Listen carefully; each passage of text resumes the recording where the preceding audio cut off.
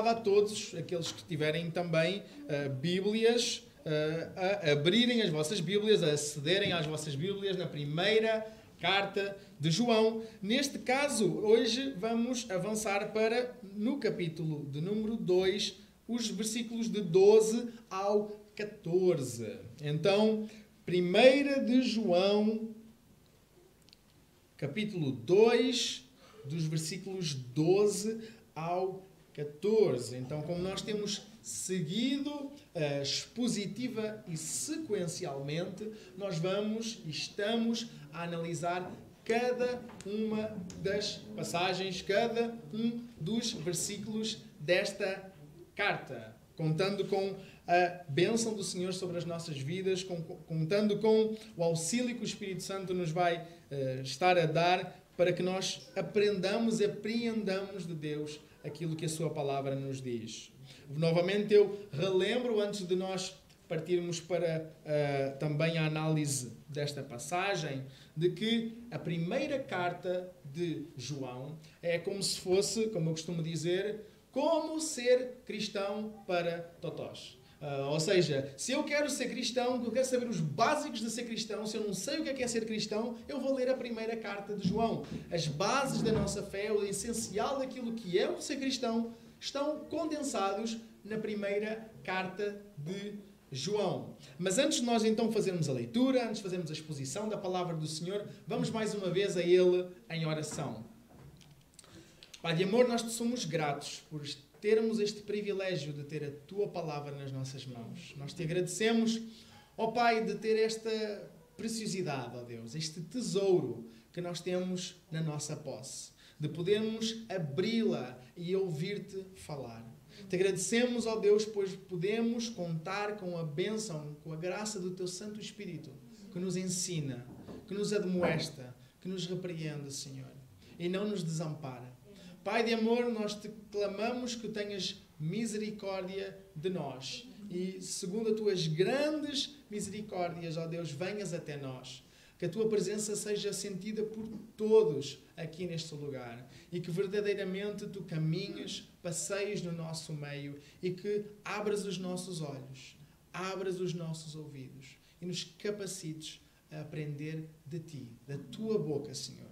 Nós não queremos palavras de homens, nós não queremos filosofias humanas, nós não queremos mensagens de autoajuda, Senhor Deus, ou não queremos também de forma alguma sair daqui com os nossos egos elevados, mas longe de Ti, Senhor. Ajuda-nos a ouvir a Tua voz e que seja a Tua voz a imparar. Que, Senhor Deus, estejas a receber este culto que nós humildemente estamos a querer prestar como um cheiro suave diante da Tua presença. E que Tu sejas de contínuo honrado e glorificado por cada um de nós, com tudo aquilo que somos e com tudo aquilo que nós temos. É isto que eu te peço e te agradeço no santo nome de Jesus, dizendo amém. Amados, então apenas 3 versículos sobre os quais nós nos vamos debruçar esta manhã. O versículo de número 12 ao versículo de número 14 diz assim a palavra do Senhor. Filhinhos, eu vos escrevo porque os vossos pecados são perdoados por amor do seu nome. Pais, eu vos escrevo porque conheceis aquele que é desde o princípio. Jovens, eu vos escrevo porque vencestes o maligno. Crianças, eu vos escrevo porque conheceis o Pai.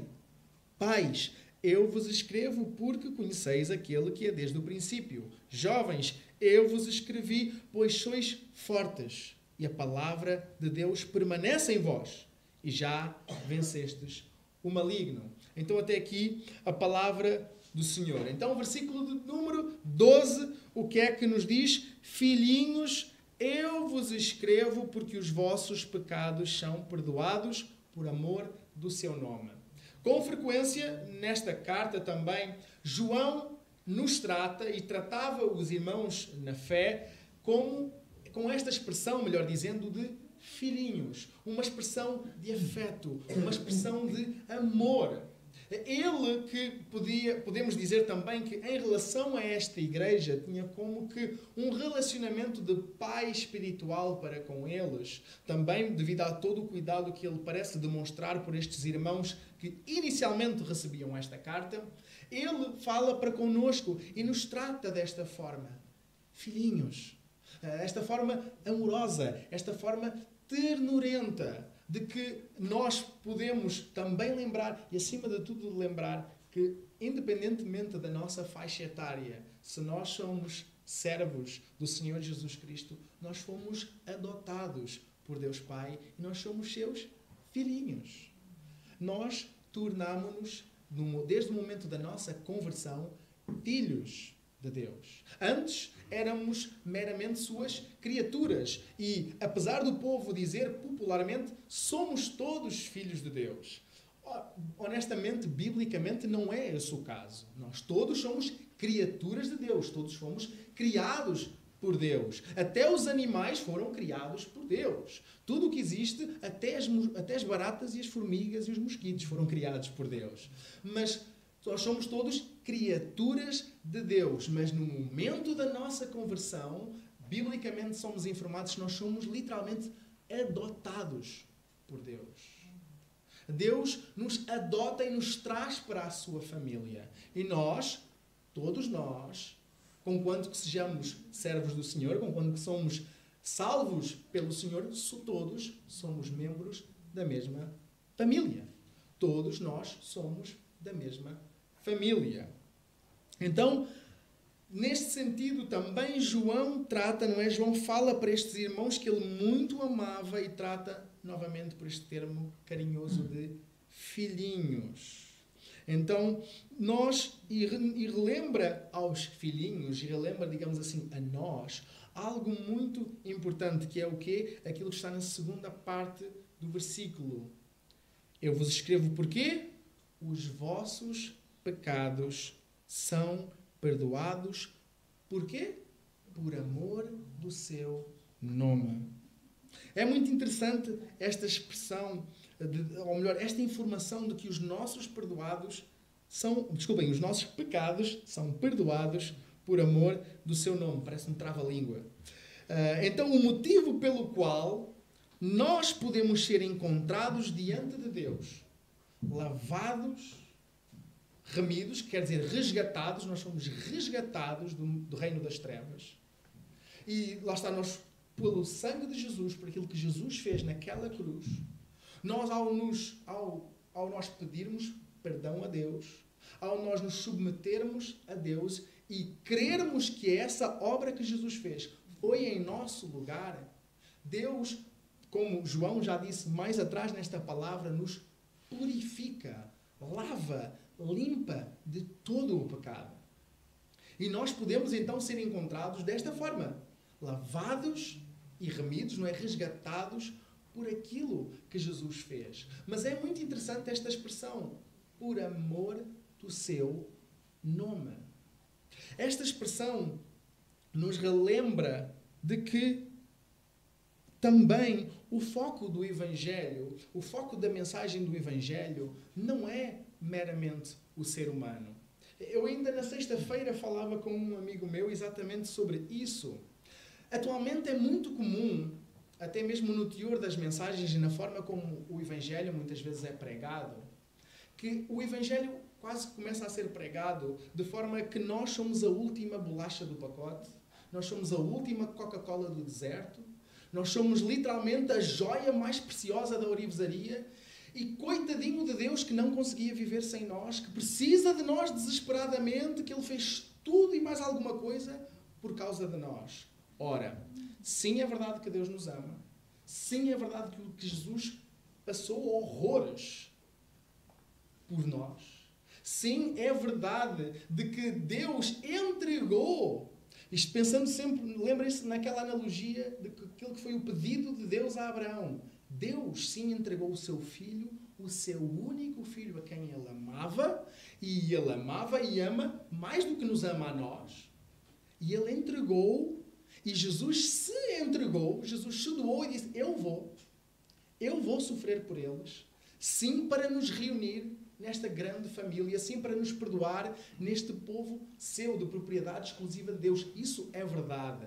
No entanto, a glória, a maravilha do Evangelho é como um Deus santo, justo, reto, incomparável. Consegue continuar a ser, com todos os seus caráteres, com todas as suas facetas, com todos os seus atributos, com todos os atributos do seu caráter, de contínuo santo, de contínuo justo, reto, amoroso e ainda assim salvar pecadores tão injustos, tão indignos, tão miseráveis como nós. Deus é glorificado na salvação de pessoas como nós. E todos nós, se pesarmos a mão na consciência, sabemos, nós não somos flor que se cheira. Muitas vezes, na brincadeira, a minha esposa diz, tu és tão mau. E eu digo assim, sou, graças a Deus por Jesus. Porque senão, não era pelas minhas obras que eu me salvava. E é neste sentido que nós também somos relembrados. É pelo amor do seu nome. Não é por merecimento, não é por aquilo que eu faço, não é por quem eu sou, não é pelo saldo da minha conta bancária, não é pelo meu país, a minha língua, a minha nacionalidade, eu ser bonito, ou feio, ou inteligente, ou menos inteligente. É pelo amor do seu nome. Novamente, tudo volta para Deus. Não diz que não tem nada a ver comigo. Não é por merecimento meu, é pela graça.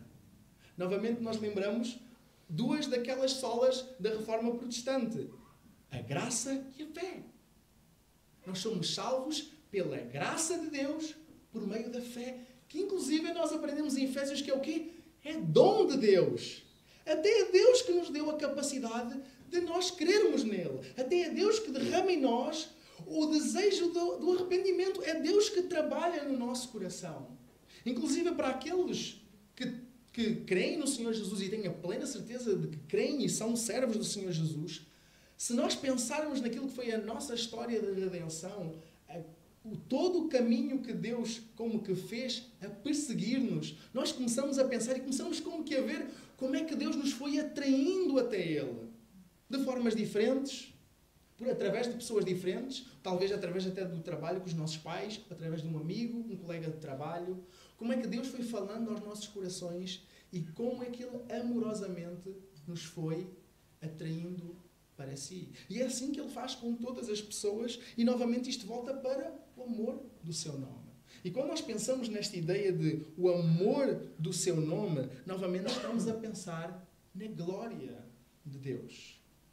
Um versículo que eu vos falo com frequência, é um versículo que eu gosto, um dos primeiros versículos assim, tirando João 3,16 que eu memorizei e que eu quase todas as semanas eu volto a enfatizar neste versículo. 1 aos Coríntios, capítulo 10, versículo 31. O que é que isso nos ensina nesse versículo? O que é que diz nesse versículo? 1 aos Coríntios 10, 31. Portanto, quer vocês comam, quer vocês bebam, quer vocês façam qualquer outra coisa, façam tudo para a glória de Deus. E novamente isto volta lá atrás a Lutero e ao sapateiro. Como é que eu posso servir a Deus com tudo o que eu sou?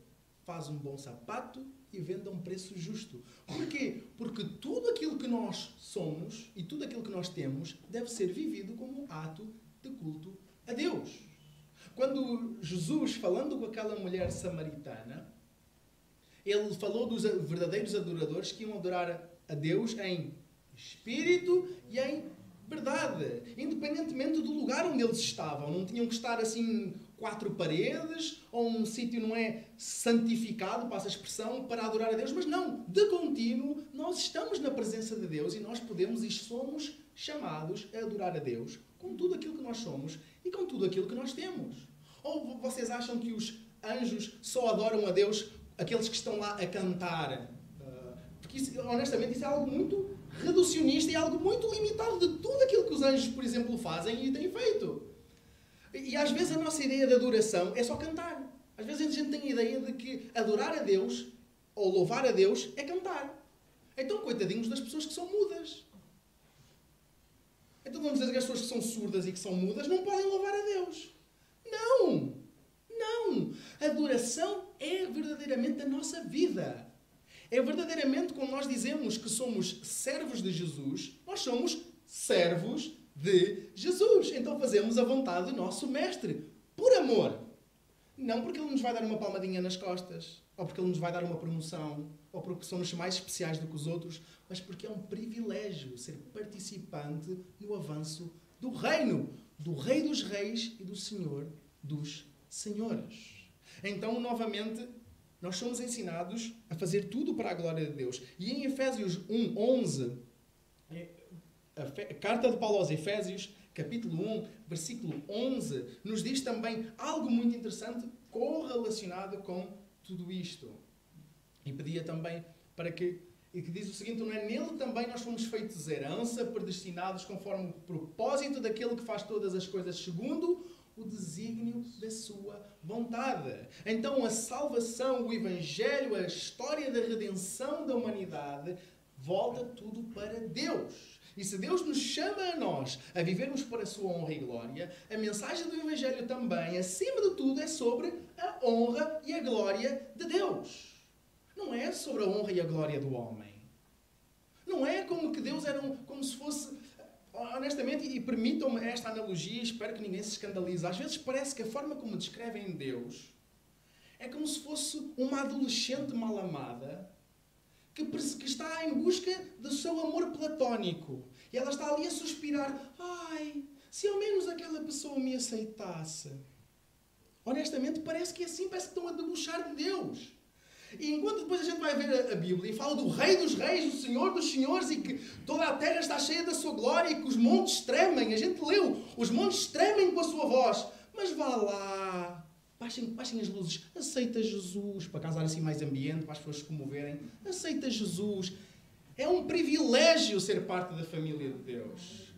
É um privilégio ser salvo e resgatado de nós mesmos e do nosso grande ego e passarmos a servir a Deus. É um privilégio poder ter a palavra de Deus na nossa mão e lê-la.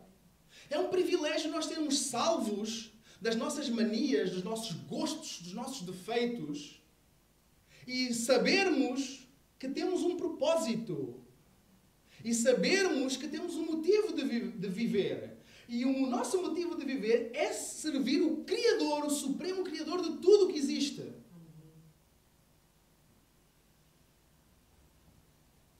Novamente, se a Bíblia fala que nós devemos viver para a honra e glória de Deus, lembremos-nos que, acima de tudo, aquilo que vai estar sempre e que tem que estar sempre no ponto número 1 para Deus é o quê? É a sua honra e a sua glória. Se Deus colocar alguma coisa em primeiro lugar do que a sua honra, a sua glória, Deus é idólatra. Porque se nós fizermos isso, nós somos idólatras. Se Deus nos diz que logo, o primeiro mandamento é nós amarmos a Deus acima de todas as coisas. Então não seria um contrassenso que Deus nos ensine para amar a Ele acima de todas as coisas e depois Ele não se ama a si acima de todas as coisas? Se a coisa mais fantástica que existe e que alguma vez podia existir é o próprio Deus, com todos os seus atributos e todo o seu caráter em perfeição, e esse é outro dos seus atributos. Ele é perfeito. Mais nada é perfeito. Ele é perfeito. Se Ele é o melhor que existe, o melhor que Ele nos pode dar é Ele mesmo e aquilo que tem que estar em primeiro lugar para Ele é Ele mesmo. Tem que ser. Então, a mensagem do Evangelho é como este Deus salva pessoas como nós. É por amor do seu nome, por Ele buscar honra e glória para o seu nome, que nós ainda somos, ou melhor, pelo transbordar deste plano maravilhoso de como Deus é exaltado através da salvação de pecadores como nós, que nós como que somos respingados com o transbordar da glória de Deus e somos, no processo, salvos, remidos e resgatados. Claro que muitas vezes para nós, novamente, o centro daquilo que está na nossa mente é: uau, eu fui salvo, uau, a salvação é algo glorioso, é algo majestoso, é algo incrível que aconteceu na minha vida.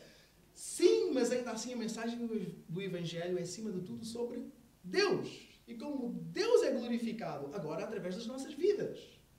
Através agora desta volta de 180 graus que Ele deu nas nossas vidas e Ele agora é glorificado através do nosso dia a dia. Por isso, ainda mais quando estamos a celebrar, a relembrar que estamos no mês de missões nacionais, nós devemos pensar que missões começa não quando a gente vai para outra terra, quando a gente se muda de país. Missões começa quando a gente sai daquela porta fora. A partir do momento em que a gente sai fora desta porta, nós já estamos no campo missionário. E nós devemos viver com esta ideia de como é que eu vou, como é que eu posso glorificar a Deus com tudo aquilo que eu faço e também falar de Deus àqueles que me rodeiam. E isso leva-nos também a relembrar aquilo que diz em Lamentações 3, 22. Uma passagem muito conhecida. Que diz o quê? A bondade do Senhor é a razão de não sermos consumidos. As suas misericórdias não têm fim. Então, novamente, nós devemos relembrar que é o próprio Deus que fez tudo por nós, mas, acima de tudo, para a sua honra e glória. Não esqueçamos nunca a honra e a glória do Senhor. Isto depois nos leva ao versículo de número 13.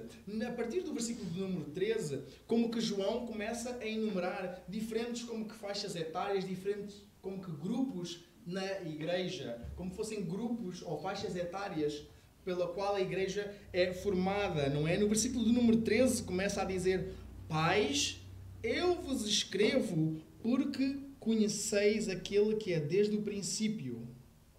Então vamos parar primeiro aqui. Pais, eu vos escrevo porque vocês conhecem, porque conheceis aquele que é desde o princípio. Então isso novamente, começando pelos pais, isso nos relembra de que aqueles que são mais velhos e, acima de tudo, aqueles que já são pais, têm esta tarefa de não só serem verdadeiramente conhecedores do Senhor, e quando nós falamos do conhecimento do Senhor, de conhecer a Deus, não estamos meramente a falar em intelectualidade, ou conhecimento intelectual, a ser um sabão da Bíblia, que sabe tudo. Não é meramente isso. Não tem a ver com saber. Tem a ver com o quê? Lembre-se daquilo que nós já falámos várias vezes outrora, em termos do conhecimento bíblico. Estamos a falar de comunhão. Estamos a falar no sentido de conhecer, no sentido de alguém nos falar alguma coisa de alguém. Imaginemos que alguém vinha-me contar uma coisa: epá, não sabes o que é que a Sara fez, a Sara é assim, é assada e aquilo outro. E eu digo assim: não, a Sara não é assim, eu conheço a Sara. Eu tenho intimidade com a Sara e sei que a Sara não é assim. Então, quando nós estamos a falar de conhecer a Deus, estamos a falar em ter intimidade com Deus. De nós não meramente sabermos coisas sobre Deus, que sim é importante nós conhecermos a palavra de Deus e sabermos e conhecermos o caráter de Deus, mas é isto. Isto tem que promover intimidade com Deus. E essa intimidade com Deus tem que transbordar para os mais novos. Essa intimidade com Deus tem que transbordar para os nossos filhos, acima de tudo para quem tem, biologicamente falando mesmo. Deus vos deu essa responsabilidade. Já esqueceram, por exemplo, o que é que diz em Deuteronômio 6, do 1 ao 7? Vamos ler o que é que diz em Deuteronômio 6, do 1 ao 7.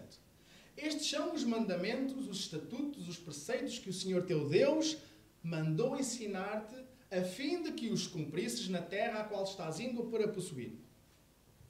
Para que temas o Senhor teu Deus e guardes todos os seus estatutos e mandamentos que eu te ordeno, tu, o teu filho e o filho do teu filho, todos os dias da tua vida, para que os teus dias se prolonguem. Ó Israel, ouve e tem o cuidado de guardá-los para que vivas bem e te multipliques muito na terra que dá leite e mel, como o Senhor, Deus de teus pais, te prometeu. Ouve, ó Israel, o Senhor nosso Deus é o único Senhor. Amarás o Senhor teu Deus de todo o teu coração, com toda a tua alma e com todas as tuas forças. Estas palavras que eu hoje te ordeno estarão no teu coração e as ensinarás a teus filhos e delas falarás sentado em casa e andando pelo caminho, ao deitar-te e ao levantar-te e ao levantar-te. Terminou. Então nós percebemos que logo quando Deus está a ensinar ao seu povo, o seu povo recém-criado, digamos assim, que ele acabou de resgatar do Egito, ele está a ensinar e o seu caráter àquele povo, ele fala quem ele é e ele diz o que é que eles têm que saber, e logo aquilo que é principal que eles têm que saber é que ele é o único Senhor. Não pode haver mais nenhum outro Senhor nas nossas vidas. A nossa carreira não é o nosso Senhor. O nosso cônjuge não é o nosso Senhor. Os nossos filhos não são o nosso Senhor. A nossa conta bancária não é o nosso Senhor. Quem é o Senhor é Deus, o único Deus. Ele é que é o nosso e tem que ser o nosso Senhor. Por outro lado, os pais, sabendo isso, o que é que eles têm que fazer? Ensinar aos seus filhos, para que os seus filhos saibam e os filhos dos seus filhos saibam. Então, como responsabilidade que Deus colocou sobre os ombros dos pais, é o ensino dos filhos nos caminhos do Senhor. Ele não entregou isso a mais ninguém, irmãos. Por favor, não entreguem a educação dos vossos filhos à escola. A escola serve para ensinar matérias, conhecimento. Agora, educação é dada em casa.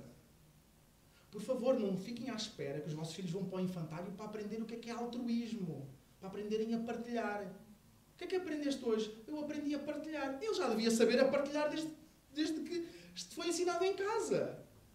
Cada vez mais nós vemos o Estado como quer ser o papai e a mamã de toda a gente. Mas não é. Não é essa a ordem natural das coisas. O Estado tem que ensinar, promove, ou melhor, auxilia a que haja ensino, conhecimento. Não educação. Educação é para o pai e para a mãe darem. Esta é a responsabilidade que Deus colocou sobre os vossos ombros. Igualmente, educação não é para a igreja dar. Não é nossa responsabilidade como igreja ensinar obrigatoriamente a Bíblia aos vossos filhos. É vossa responsabilidade ensinarem a Bíblia aos vossos filhos. Nós, como igreja, nós auxiliamos. Nós auxiliamos-vos nessa tarefa. Nós buscamos até que vocês sejam capacitados para melhor estarem a ensinar os vossos filhos. Mas é uma tarefa que não cabe a nós. Não cabe ao pastor, não cabe às irmãs que ensinam EBD e os irmãos que ensinam EBD, ou às irmãs que estão lá dentro agora neste momento do cultinho.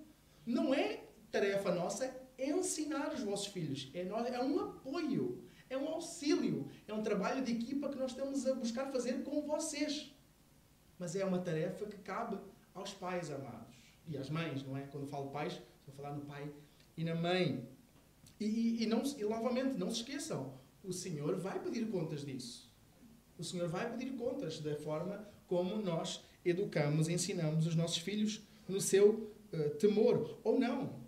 Por isso é que, por exemplo, muitas vezes existe aquele paradoxo de quando, por exemplo, um pastor se foca mais, às vezes, até nos filhos dos outros do que no seu próprio filho, nós vemos filhos do pastor que não são crentes. Os outros miúdos da igreja são amigos do pastor, o pastor anda sempre com os filhos dos outros e depois negligencia os seus próprios filhos. E os seus próprios filhos não são ensinados no temor do Senhor e não têm comunhão com o seu próprio pai, que passa a vida a fazer maratonas de um lado para o outro e esquece do primeiro ministério, que é a sua própria família. E antes da igreja, antes do ministério fora de portas, cada um de nós tem que se focar no ministério da sua própria casa. Cada um de nós, seja líder ou não seja líder, o primeiro ministério das nossas vidas é na nossa própria casa. É no nosso lar, no nosso núcleo familiar. E depois estão as demais coisas. Por isso, muitas vezes, irmãos, eu vou ter que dizer, irmão, eu hoje não vou poder ir à sua casa. Porque eu vou ter que me focar no meu primeiro ministério. A minha esposa precisa de mim. Se Deus me der a graça, os meus filhos precisam de mim. Porque, novamente, o primeiro ministério, a primeira responsabilidade que Deus me deu é com a minha própria casa. E é o que também Deus capacitou e vos abençoou para ter.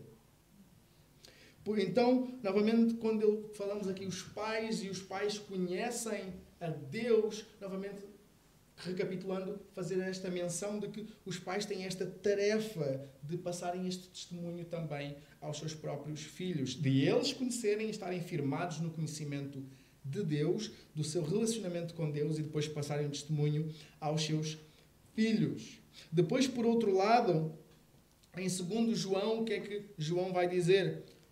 Versículo 13. Jovens, eu vos escrevo porque vencestes o maligno. É interessante esta afirmação. É uma afirmação não condicional, já repararam? Não é uma afirmação condicional. Ele diz literalmente, jovens, eu vos escrevo porque já vencestes o maligno. Isto relembra aqueles que ainda são de tenra idade, aqueles que são mais jovens e já têm o seu compromisso firmado com o Senhor, de que, como nós cantamos, por exemplo, na música Castelo Forte, o grande acusador dos filhos do Senhor já condenado está. E ele cairá com uma só palavra. O diabo já está conquistado e nesta altura, nesta faixa etária da nossa vida, em que há tantos rebuliços emocionais, hormonais, de rumo que nós não conseguimos encontrar ou saber ao certo, mesmo de identidade, quem é que eu sou, o que é que eu estou aqui a fazer, o que é que eu quero para a minha vida, que profissão é que eu vou seguir, o que é que eu vou estudar, não é? Como é que eu vou lidar com tudo isto que se passa aqui dentro de mim e como é que eu vou lutar contra o pecado de que tão proximamente me assedia. Lembrando de tudo isso, ele está a encorajar os jovens. Jovens, lembrem-se que se vocês estão em Cristo, o inimigo das vossas almas já está derrotado. Apesar de todas este rebuliço que passa aí dentro de vocês, apesar de todas estas incertezas, uma coisa guarda de certeza. O diabo, em Cristo, está derrotado. Aleluia. E aquilo que nós, por exemplo, lembramos, é uma passagem que para mim também é muito querida, muito querida. Que fica, lá está, a passagem conhecida em Romanos 8. Neste caso vamos ler do 28 ao 38. Esta passagem é daquelas que nós também deveríamos buscar, decorar, devia estar presente nas nossas mentes, presente aos nossos corações, lembrando que diz que sabemos que Deus faz com que todas as coisas concorram para o bem daqueles que o amam, dos que são chamados segundo o seu propósito. Pois os que conheceu por antecipação também os predestinou para serem conformes à imagem do seu Filho, a fim de que ele seja o primogênito de muitos irmãos. E os que predestinou, a eles também chamou, e os que chamou também justificou, e os que justificou, a eles também glorificou. Novamente é chamada cadeia dourada da salvação. Quem entra no processo, termina no processo salvo. Não entra salvo e se perde. Entra salvo e é mantido por Deus salvo até ao dia da ressurreição. Portanto, que poderemos dizer diante destas coisas? Se Deus é por nós, quem será contra nós? Aquele que não poupou nem o próprio Filho, mas pelo contrário o entregou por todos nós, como não nos dará também com ele todas as coisas? Quem terá alguma acusação contra os escolhidos de Deus? É Deus quem os justifica. Quem os condenará? Cristo Jesus é quem morreu, ou pelo contrário, quem ressuscitou dentre os mortos, o qual está à direita de Deus e também intercede por nós. Quem nos separará do amor de Cristo? Será tribulação, ou angústia, ou perseguição, ou fome, ou privação, ou perigo, ou espada? Como está escrito, por amor de ti somos entregue à morte todos os dias. Fomos considerados como ovelhas para o matadouro. Mas em todas essas coisas somos mais que vencedores por meio daquele que nos amou. Pois eu tenho a certeza de que nem a morte, nem a vida, nem os anjos, nem autoridades celestiais, nem coisas do presente, nem do futuro, nem poderes ou qualquer outra criatura, não é? Como continua, nos poderá separar do amor de Deus que está em Cristo Jesus, nosso Senhor. É algo que nós temos de saber, de certeza, que nós, em Cristo, somos mais do que vencedores. Mas lembrem-se e reparem, em todas aquelas coisas, passando por privação, passando por perseguição, passando por todos aqueles problemas, passando por ataques do inimigo das nossas almas, não é? Mas em todas aquelas coisas nós somos mais do que vencedores. Porquê? Porque Cristo venceu por nós, nós só temos a medalha. Ele vence por nós, ele vai lá, corre a maratona, termina e diz, toma, olha, é para ti, medalha de ouro. E a gente olha, espera aí, mas eu não fiz nada. Pois, és mais do que vencedor. Eu venci, eu sou o vencedor. Tu que não fizeste nada, que não mereces nada, pela graça, recebes a medalha de ouro.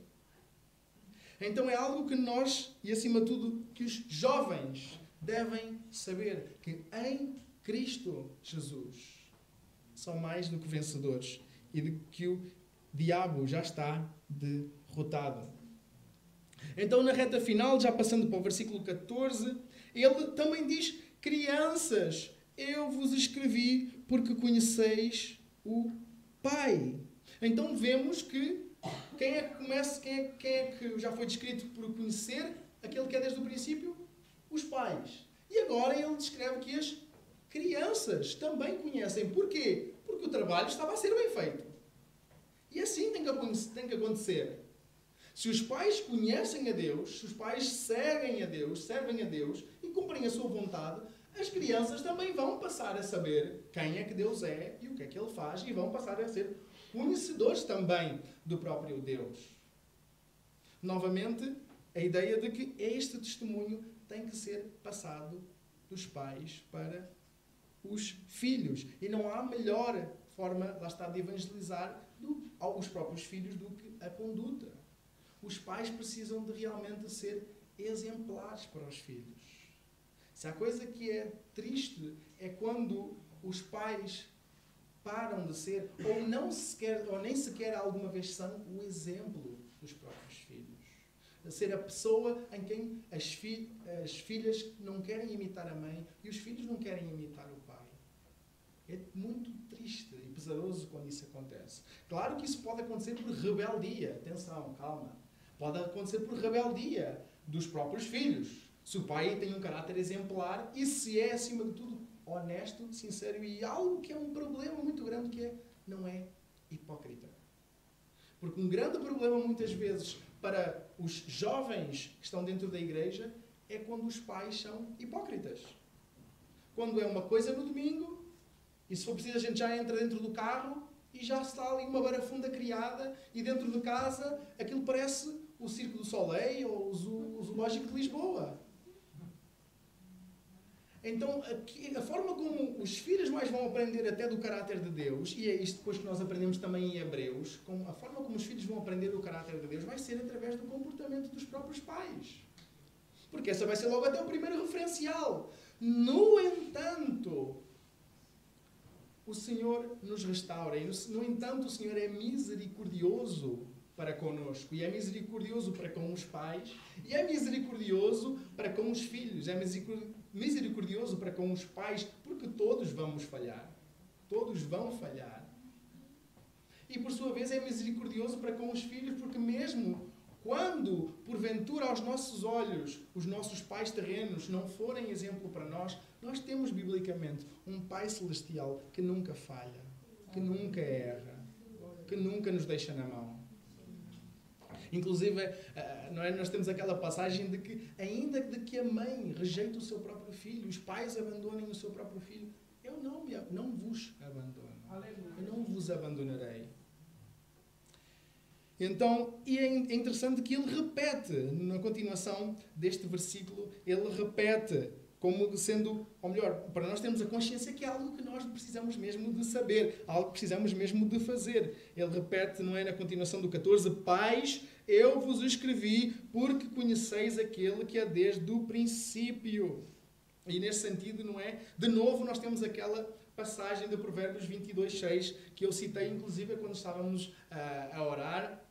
Instrui a criança no caminho em que deve andar e mesmo quando envelhecer não se desviará dele. Isto é um incentivo que as Escrituras nos dão, é um conselho, uma recomendação que as Escrituras nos dão para este esforço, que é um esforço, em parte, de nós buscarmos que as crianças andem, por mais reguilas que muitas delas sejam, andem nos caminhos do Senhor e conheçam o Senhor. E de novo, então, João repete estas recomendações dadas aos pais e aos jovens para que não se esqueçam, para que não duvidem da sua força. Como nós temos aqui no final, não é, do versículo 14. Jovens, eu vos escrevi porque sois fortes. Eu vos escrevi porque sois fortes. E a palavra de Deus permanece em vós e já vencestes o maligno. Então, algo que novamente é a lembrança para os jovens, que muitas vezes não é diante de todo este mundo, da luta com a sua própria carne, a luta contra Satanás, a luta contra, não é, este sistema. Quando a gente diz mundo, está a falar deste sistema, esta forma de pensar anti-Deus, contra Deus. E nós temos que ter a plena consciência de que se nós, adultos, no nosso dia-a-dia lidamos com pessoas um bocado piradas da pinha, essas pessoas que são piradas da pinha têm filhos. E se nós virmos a forma em que os jovens, as crianças já estão a ser educadas e as coisas que elas pensam e que elas dizem sobre Deus, antigamente ficava-se com medo quando os adolescentes e os jovens iam para a altura da adolescência e iam começar a estudar biologia e o professor ia dizer não, Deus não existe, isto não havia nada e o nada explodiu e do nada deu tudo. E está agora toda esta turma aqui à minha frente por acaso. Foi tudo por acaso, isto foi tudo criado por acaso, foi o resultado de bilhões e bilhões de anos ao acaso. Não há Deus na realidade, não há sentido para a vida, nós fomos todos objeto do acaso. E essa é que era a altura em que os pais começavam a ficar um bocado temerosos. O que é que os meus filhos vão aprender na escola? Agora, eles chegam ao infantário e tem o coleguinha que se vira e disse: a minha mãe e a minha mãe disseram-me que Deus não existe, que isso é tudo tipo Pai Natal. Não, espera aí. Não, o Pai Natal eles disseram que existe. O Pai Natal e o Coelhinho da Páscoa existem. E a fada dos dentes. Mas Deus, isso é tudo uma história da carochinha. As minhas mães disseram-me. E pode-se virar o outro. Não, os meus pais também me disseram. O meu pai e o meu pai. O Carlos e o José. Disseram-me exatamente isso. E estes já são os desafios que as crianças que mal saem de casa já começam a enfrentar. Cada vez o desafio começa mais cedo. E nós achamos que muitas vezes, e inclusive não é a ordem natural das coisas, as nossas crianças que passam a maior parte do seu dia fora de casa, com outras pessoas, com outras formas de pensar, outras formas de viver, outras crenças, outros sistemas religiosos. E nós achamos que por estarmos 15 minutos com eles por dia e depois trazermos aqui ao domingo para as irmãzinhas lhes lerem uma história, estou a ser reducionista com o que estou a falar, mas empurramos depois para as irmãzinhas lerem uma história e depois ficamos admirados. O meu filho tem 10 anos e não quer ir à igreja. Se nós estamos à espera que os outros, ou contar com a misericórdia por parte dos outros, ao ensinarem os nossos filhos, é um projeto falhado já à partida, irmãos. Se nós estamos à espera, como inclusive não é agora é o objetivo do Estado, se nós estamos à espera que seja o Estado a ensinar o que é sexualidade aos nossos filhos, a coisa vai dar muito para o torto. Se nós estamos à espera que seja o Estado a ensinar valores aos nossos filhos, a ensinar o que é certo e o que é errado aos nossos filhos, hoje aquilo que pode ser certo para o Estado, amanhã pode ser errado. Isto não é raro de acontecer, é o que tem acontecido na nossa história como o Ocidente. Aquilo que outrora era crime, depois passou a ser legal, agora passa a ser completamente liberado e quase que recomendado. Algo que outrora era uma atrocidade, o quê? As drogas? Não, as drogas é uma epidemia que mata montes de gente. Não, mas a gente vai liberar. Quem quiser, fica à vontade. E ouvia-se falar lá atrás na legalização das drogas. É uma coisa que cada vez mais está aí à portinha dos Estados começarem a legalizar as drogas. Quer as leves, quer as pesadas. Então, nós temos que lembrar verdadeiramente, recapitulando todas estas recomendações, nós temos que relembrar, não podemos esquecer verdadeiramente onde é que nós temos de estar alicerçados.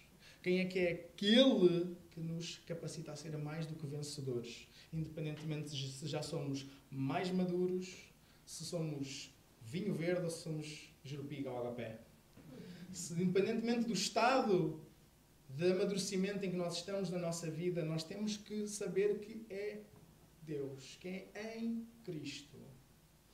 que nós podemos enfrentar e vencer todos estes problemas e circunstâncias. E terminando, gostava de nos relembrar uma passagem que ainda ontem lemos, Colossenses 3, 16 e 17.